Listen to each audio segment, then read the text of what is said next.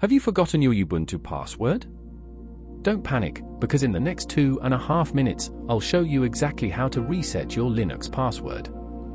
This works on VirtualBox or just a normal Linux laptop install. As you can see, we cannot get into the laptop with a password, which happens more often than you think. If you press the power button on the top right and restart, it will allow us to get into the grub menu. As it restarts, hold down the Shift and Escape button. Now you see the grub menu. For password resets, we need to be in Advanced Options. From the Advanced Options, it takes you to 2 more choices. Here you can just go to Recovery Mode.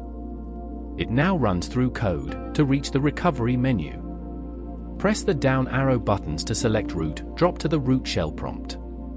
On pressing Enter for this, you will now have full root access to this machine. You can press Ctrl and D to return to the previous menu if you wish, but just press Enter and you are ready to go. Make sure you get the syntax right here, as you are in full root access mode. We now need to type the following: mount -o, remount, RW, space then followed by a /. Press Enter and it will drop to the next line.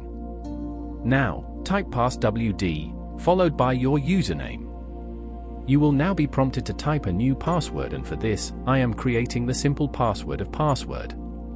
It warns me it is a crappy password, but I type it again anyway. Done.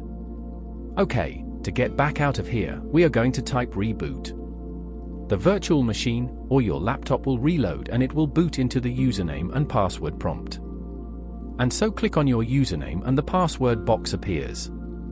Type in the new password you created, and it will take a little while to check the new password. But eventually, it logs into the Ubuntu desktop and you are done. And that's it. I am going to change my password to something more secure than password, and we'll see you next time.